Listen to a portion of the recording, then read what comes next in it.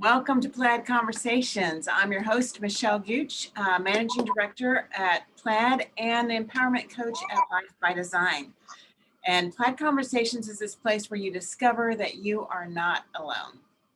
You get inspired to increase your own capacity, and you get encouraged to tap into your own full potential and power.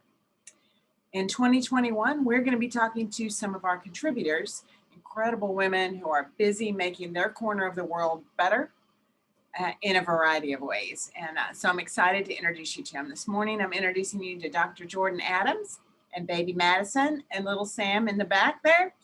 And Jordan is passionate about helping people make a stronger mind-body connection so they can move through life with more meaning and value. And as someone who is devoted to wellness lifestyle, she leads her community towards healthier living through her gentle chiropractic care, her community-based yoga classes, and her own inspirational writings. She was chosen by her peers and instructors as the recipient of the James W. Parker Award, which is an award that's symbolic of her friendship, love of mankind, and compassion to serve. And once you hear from her, you will see all of that in her. So this morning, Jordan, I want to just ask you to tell us a piece of your story, a piece of your journey that most influences where you are right now. Oh gosh. So actually I've talked to you about this in a call recently, and I was reflecting back on my life when I was asked this question. Really, I started to see a trend of feeling like I wasn't belonging. And so when I realized that trend, I was able to look back on growing up and moving all of the time, every 2 years, not feeling like I belonged in each environment. And I think because that started at such an early age and continued throughout teenage years, that really impacted a lot of my adolescence and early adulthood. And knowing that, I've been able to pivot and shift into seeing when those thoughts come up, but then also dialing into where I am right now. So a lot of my writing is tailored towards helping women feel like they belong where they are as they are now, instead of feeling like I need to change anything about themselves. And I'm also trying to implement that with my family and these nuggets. So really it was more of a theme than a part of my story, if that makes sense. Yeah, that's good. That's good. Because we can all do that, go back and look at themes in our own story and discover how it's influencing us for right now. And right.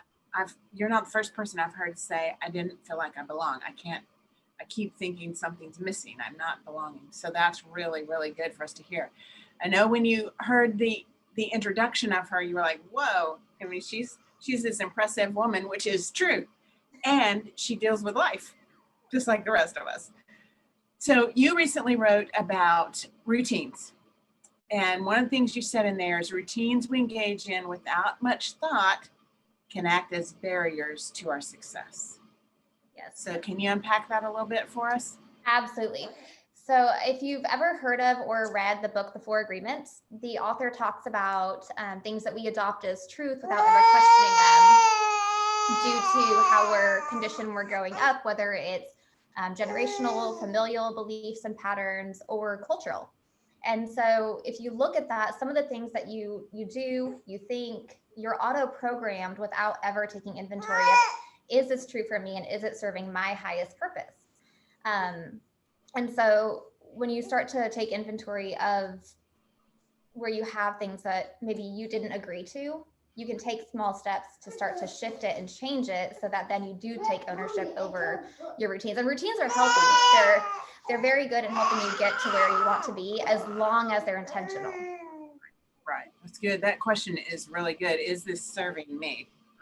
That's such a great question. We don't stop and ask it about the things that we've already kind of adopted as habits. Is this right? And there's actually an analogy that kind of ties into that. It's the dirty cup analogy. And I heard this a few years back, and in the recording, he was saying, you know, how many of us take a dirty cup and just place it on the edge of the sink instead of putting it in the dishwasher? That's a habit, that's routine, but that can also be a metaphor for some things in our life as well. Good. really good. How simple it is just to rinse it out and stick it in the dishwasher, but we don't make that shift. Yeah. Really, really good analogy. All right. So because we have Madison and Sam here, this is a great next question. What is the day in the life of Dr. Jordan? A peek behind the scenes. We're kind of getting today. Yes, currently, and I wish I could be congruent in answering this in the way I would like to, but right now it's getting minimal sleep because she is in a stage of not sleeping through the night, rushing to get everyone ready and out the door in the morning instead of me having, yes, I know, you're excited about that one, get to work, feed her, change her, feed her again, and complain I get nothing done because I'm taking care of the kids. But it's a season that I'm in and I do love it. And even this morning, Michelle was telling you earlier, I've blown through so many of my arts and crafts, gotten nothing done towards work, and at the same time have been bouncing a baby, trying to get her to nap, keeping him dressed because he wants to take all of his clothes off. So the day in the life is right now kids and trying to get little pieces of work done in between. But right. So when you live an intentional life, and you still have to adjust to what's happening in the moment. And what's happening in the moment is Sam didn't get to go to school today because of a COVID scare at the school. And that's just life. It just happens. But I think that the point is we don't lose our purpose or our intention. We just take care of what we're in the middle of and keep doing what we can in other areas. And you do that really well. And with grace, by the way. Thank you. I don't always feel like it. But, typical day in the life outside of kids, a lot of it was structuring my time so that I could get done what needed to get done with focus blocks. And that really helped me to balance the work-life situation that I have going on. So yeah, that's a great, the block schedule is a great way to do it. Awesome. So who is a female hero of yours? A woman who inspires you? It can be a well-known woman or someone in your personal circle or both. Tell us a little bit about that. As women, we're always looking for icons. So outside of my mom, I think that most women, or a lot of women, I'm not going to say most because I know some have not great relationships with their mothers, but I'm very blessed to have a very deep friendship with my mom. She's always been there throughout everything in my life. She's very motivating, very graceful, very gentle. And, to have her as a role model has been a huge influence in how I strive to lead my family and my kids as well. But if we were to go outside of the family context, I've recently become very interested in Sacagawea. Oh, yeah. Yes. I had forgotten all about her until recently. And she, with a 2-month-old, had helped Lewis and Clark on their expedition across North America. And just her being there was a symbol of intentional peacefulness. And she was a translator between the explorers and the Native American tribes, all this with a baby on her back the whole time. And I think she was the only female in the expedition group as well. Right. So, she was able to do all that, remain peaceful. And there's a story of, I'm a blend of part 2, or Enneagram 2, Enneagram 9, if you guys are into Enneagrams. And so there's a story about when she was on a ship with the explorers, it almost capsized. And instead of panicking, she had the foresight to take care of the baby, but also grab important documents and make sure that they had, food and the documents and everything else they needed. So she was peaceful and a caretaker all in one. So.